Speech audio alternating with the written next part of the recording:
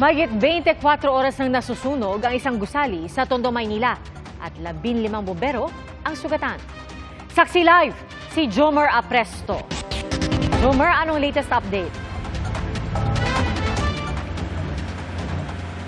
Iya, mag-aalas 11 na ng gabi pero patuloy pa rin inaapula ang sunog dito sa isang bodega sa Tondo, Maynila na sumiklab pasado alas 8 pa kagabi.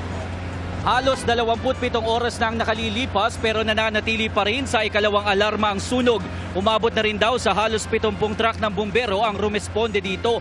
Sa panayam ng GMA Integrated News sa mga tauhan ng Manila Fire District, pangunahing problema ang laman ng bodega. Sa paglalarawan nga nila, para raw silang lumalangoy sa loob dahil sa dami ng stocks na umaabot hanggang sa kisame. At pawang hardware materials daw ang nasa second floor ng gusali, habang imbakan ng mga payong at karton naman ang nasa third at fourth floor. Kaya aminado ang mga tauhan ng BFP na matatagalan pa at posibleng umabot pa hanggang bukas bago maapula ng tuluyan. Sa ngayon, nasa third floor pa lamang ang mga bombero, kailangan daw kasing i-secure muna ang second floor dahil sa mapanganib. Sa katunayan, umabot sa 16 na fire volunteer ang nasugatan dahil sa mga flammable substance na nasa loob ng bodega na nagdulot ng mga pagsabog. Batay sa datos ng BFP, aabot sa halos 20 million pesos ang halaga ng mga napinsalang ari-arian. Kailangan po lang may steady po tayong water supply and manpower. Siguro po ba, hindi matatagalan po ito kasi building po ito. Yung stock po doon sa warehouse, tulog po doon hanggang sesame. So bago natin parating yung pinaka-shift of the fire, para kang lumalangoy doon sa loob. Kuha ito mag-aalas 6 ng gabi kanina sa gusaling nasusunog sa Guidote Street, Tondo, Maynila. Sa puntong ito, halos 24 oras nang nasusunog ang 4 na palapag na gusali na sinimulan pang apulahin pasado alas 8 kagabi.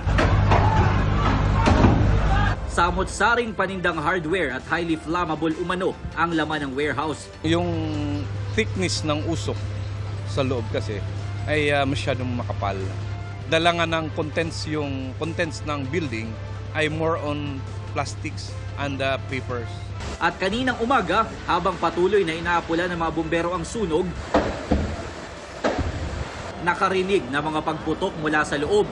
Ang loob po kasi ay mayroon doon mga contents ng flammable na substance. So nag-flashback po yung mga materials na nandun sa loob. Kaya nagkaroon po siya ng biglaang pagsabog. 15 bumbero ang naiulat na nasugatan.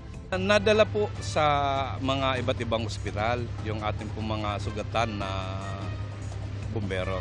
Na-treat naman po sila kasi mga more on minor injuries ang kanilang tinamo. Ligtas na po sila at nakalabas na po sa mga ospital.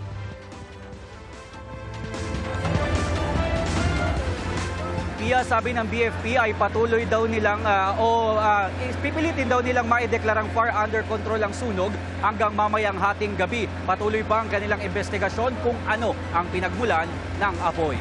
Live mula dito sa Maynila para sa GMA Integrated News, ako po si Jomer Apresto, ang inyong saksi.